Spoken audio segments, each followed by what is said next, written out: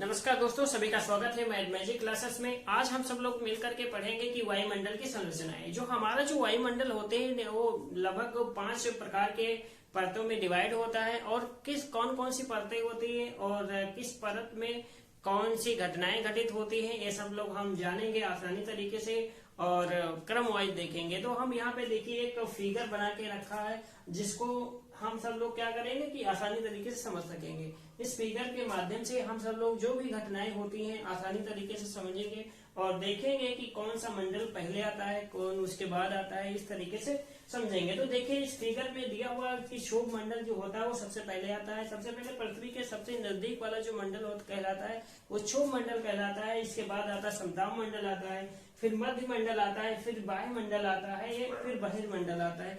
लेकिन देखिए ये जो नाम दिए होते हैं कई प्रकार से होते हैं, कुछ परिवर्तन करके दे दिए जाते हैं कहीं कहीं पे।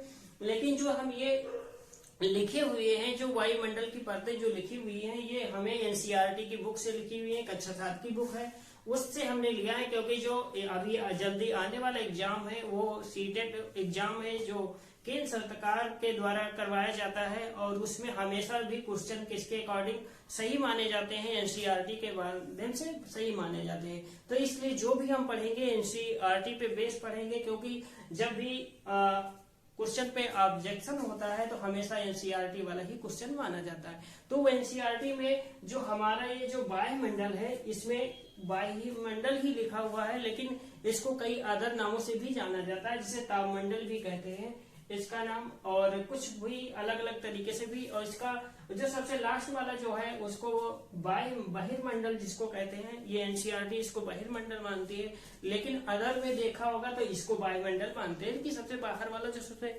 लास्ट वाला होता है मंडल उसको वायुमंडल मानते हैं। लेकिन जो एनसीईआरटी के तहत जो भी बुक में दिया हुआ है वो है क्षोभ मंडल है, फिर समताप मंडल है, फिर मध्य मंडल है, फिर वायुमंडल है, फिर बहिर्मंडल है। तो इस तरीके से हम पढ़ेंगे इस तरीके। और देखिए इसका क्रम भी पूछ लेता है, असेंडिंग ऑर्डर या डिसेंडिंग ऑर्डर, मतलब पहले बढ़ता हुआ क्रम फिर घटता हुआ पूछ लेता है। सबसे पहले क्या आता है, क्षोभ मंडल आता है, फिर क्या आता है समताप मंडल आता है, फिर मध्य मंडल आता है, फिर क्या आता है वायुमंडल आता है, फिर बहिर्मंडल आता है। ये क्रम होता है इसको। तो इसमें कहीं कहीं पूछ लेता है, इसको इंग्लिश में भी पूछ लेता है। तो हमने उन सभी मंडलों को इंग्लिश में भी लिख रखा है, इसके साथ स्क्रीन आप सब लोग ले सकते हैं और इसको देख सकते हैं कि कौन से मंडल को क्या कहते हैं, इंग्लिश में क्या कहते हैं। सबसे पहले क्या होता है ट्रोफोस्फीयर, फिर क्या होता है स्ट्रेटोस्फीयर, फिर होता है मेसोस्फीयर, फिर होता है थर्मोस्फीयर। इस तरीके से क्या चारों मंडल होते हैं। सबसे लास्ट वाला जो मंडल होता है वो बहिर्मंडल कहलाता है। और तो हम एक क्रम वाइज करके इसको सीखेंगे कि कौन से मंडल में क्या घटनाएं होती हैं। तो सबसे पहले जो क्षोभ मंडल है, क्षोभ मंडल जिसको कहते हैं ट्रोपोस्फीयर, इसको कहते हैं ट्रोपोस्फीयर। इसमें देखिए जो भी मौसम संबंधी घटनाएं होती हैं, कोहरा, बारिश, ओला, इस तरीके की घटनाएं जो होती है हमारे क्षोभ मंडल में होती हैं। और जो हमारे माउंटेन एवरेस्ट जो पर्वत वगैरह होते हैं हमारे क्षोभ मंडल में ही पाए जाते हैं।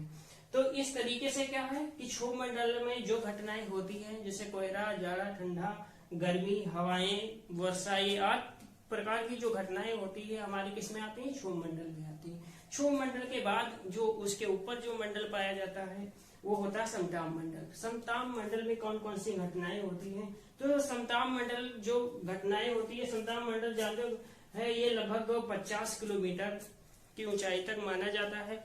इसमें जो वायुयान ये जो होते हैं हवाई जहाज वगैरह होते हैं ये उड़ाए जाते हैं।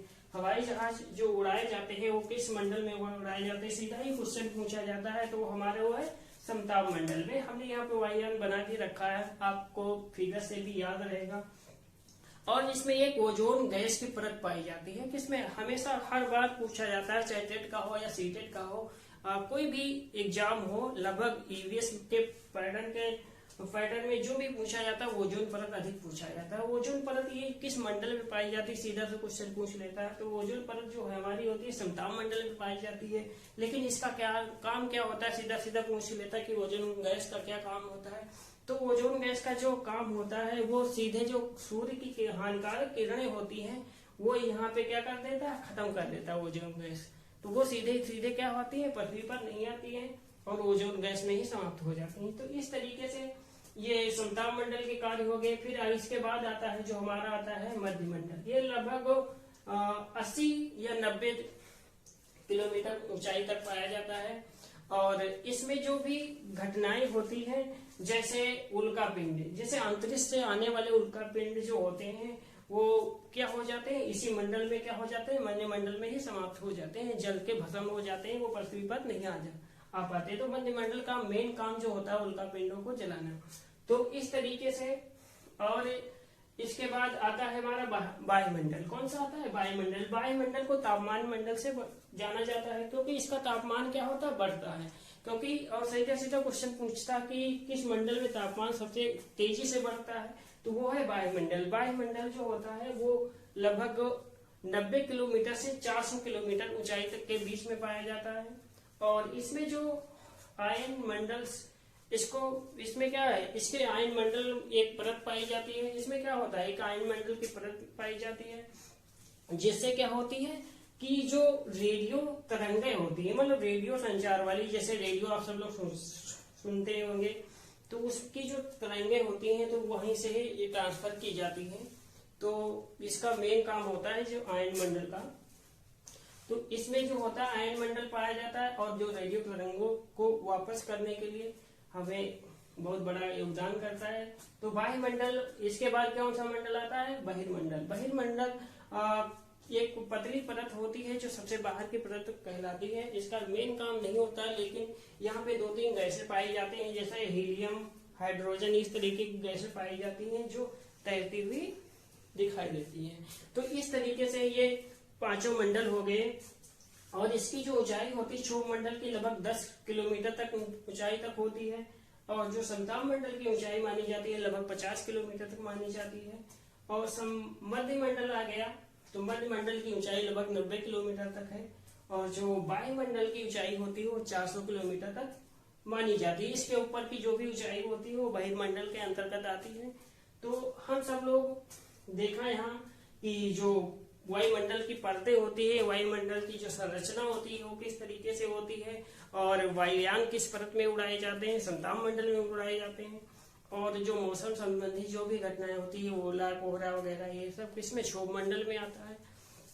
तो इस तरीके से आशा करते हैं आप सभी को ये वीडियो पसंद आया होगा। आपको वीडियो पसंद आया हो तो शेयर कीजिए, लाइक कीजिए और कमेंट कीजिए। धन्यवाद।